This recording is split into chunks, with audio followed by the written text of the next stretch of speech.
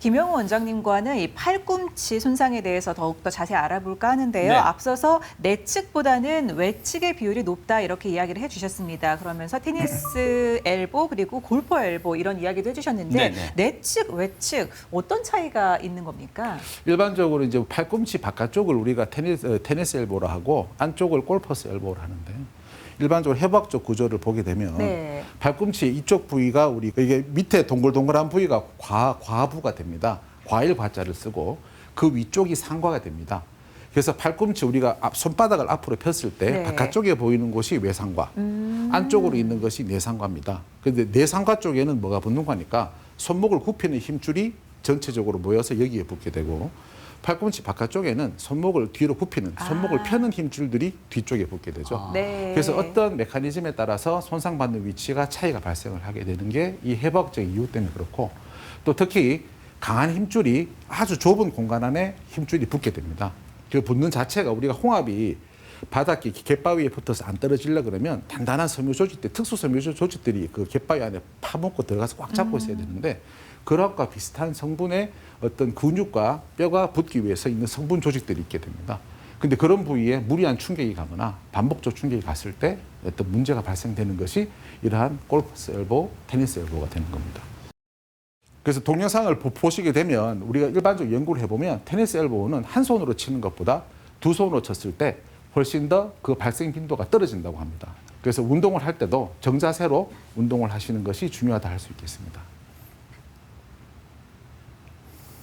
그러니까 이런 식으로 손목이 순간적으로 강한 힘으로 펴질 때 어떤 임팩트가 되는 순간에 팔꿈치 쪽으로. 그래서 우리가 보통 팔꿈치가 아프다 그래서 팔꿈치에 병이 있다고 생각을 하시지만 예. 이 병이 생기는 원인은 손목을 너무 강하게 펴기 때문에 생기는 현상입니다. 그래서 손목을 평상시 어떻게 쓰느냐가 이 팔꿈치의 병을 만들어낸다라고 생각하셔도 될 것 같습니다. 그래서 안정적으로 투핸드로 스트로크를 해주는 것이 훨씬 더 좋고 골프도 결국에는 메커니즘을, 스윙 메커니즘을 정확하게 이해하고 정확하게 정타를 때리는 것이 이런 손상을 막는 가장 중요한 방법이 되겠습니다. 네. 그래서 외상가임이 주로 생기는 이유는 결국 비골이 욕심에 손목에 코킹을 너무 심하게 줬을 때 팔꿈치가 아픈데 왜 손목을 코킹을 하느냐. 그리고 손목 자체를 강하게 쓸 때 우리가 손목을 걷기 위해서 쓰는 힘줄이 팔꿈치에 붙어 있다 그랬었죠. 네. 그렇죠? 그래서 강하게 손목을 쓰게 되면 팔꿈치에 문제가 발생을 됩니다. 그래서 너무 강하게 손목을 억지로 꺾으면서 스윙을 하게 되면 팔꿈치에 무리가 될 수 있고 또 그다음에 골프 체닥하는 무거운 물건을 들고 골프 스윙을 하는 어떤 자세가 나오기 때문에 그 자체가 스윙에 임팩트가 없더라도 팔꿈치에 반복적인 연습을 많이 하게 되면 무리를 줄 수도 있습니다. 그다음에 너무 무겁거나 자기 스윙 스피드에 맞는 샤프트를 사용해야 되는데 너무 자기 힘이 있다고 스윙 스피드는 늦은데 너무 딱딱한 채를 친다든지 이런 여러 가지 어떤 자기한테 맞지 않는 채를 치는 것도 중요한 원인으로 보고되고 있고 그리고 가장 제가 봐서는 흔히 발생되는 게 결국 뒷땅치기입니다. 결국에는 필드에 나가서도 마찬가지고 연습장에서도 마찬가지고 결국에는 이게 스윙이 정타를 때리면서 매끄럽게 싹 지나가야 되는데 결국 뒷바닥에 디봇을 내려서 때려 치는 경우에 저항이 생기니까 결국 팔꿈치도 마찬가지 바깥쪽 팔꿈치나 안쪽 팔꿈치가 똑같이 손상을 받을 수 있게 되는 게 메커니즘으로 손상을 받고 있습니다. 그래서 외상가염 테니스 엘보의 진단은 일반적으로 이렇게 우리가 보통 보면 팔꿈치를 봤을 때 가장 튀어나온 부위가 있습니다. 그쪽 부위를 눌렀을 때 통증이 있게 됩니다. 힘줄이 뼈에 붙는 부위에 변성이 생기면서 통증이 생기기 때문에 그쪽 부위를 눌러서 아픈 증상이 생기는 게 가장 일반적인 증상이고 그다음에 두 번째, 손목의 신전. 이게 결국에는 우리가 팔꿈치가 아프지만 손목을 움직일 때 병이 생기는 거니까 손목을 뒤로 제낀 상태에서 저항을 줘서 다시 주었을 때 환자가 통증을 느끼면 아, 내가 테니스 엘보가 생겼구나라고 생각을 하셔도 될 것 같습니다. 사실은 그 외에도 이런 자세로 손목을 뒤로 제끼고 강제로 꺾었을 때 근데 이 외에도 요골신경이 좀 문제가 있다든지 관절염이 있으시다든지 아니면 뭐 이렇게 우리 추벽 증후군이라고 팔꿈치 안에도 추벽이 생겨서 문제가 있는 사람들이 있습니다. 이런 동반 질환들이 여러 가지가 있을 수 있기 때문에 정확한 진단은 병원에서 전문의한테 진료를 받는 것이 더 좋다고 말씀드릴 수 있겠습니다. 네.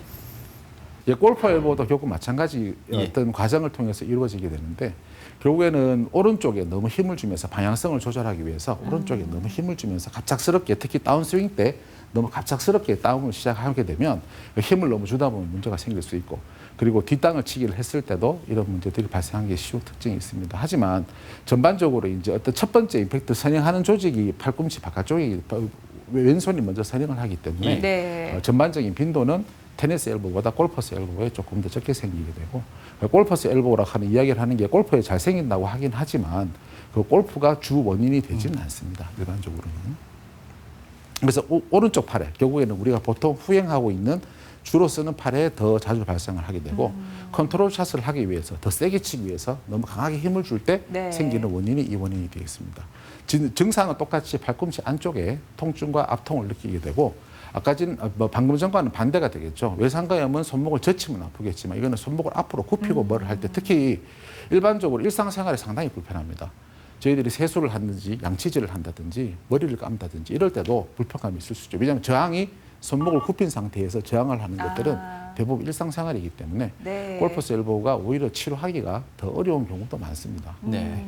제가 일단 뭐 골프와 테니스를 예로 들어서 골프 엘보, 테니스 엘보라고 지금 설명드리고 있습니다만 이와 같은 통증이 일상생활 속에서도 충분히 나타날 수가 있을까요? 예, 그렇습니다. 일반적으로 저희들이 운동을 많이 하기 때문에 생긴다고 하지만 예. 테니스 엘보에 테니스를 주로 즐기시는 분들은 10% 미만입니다.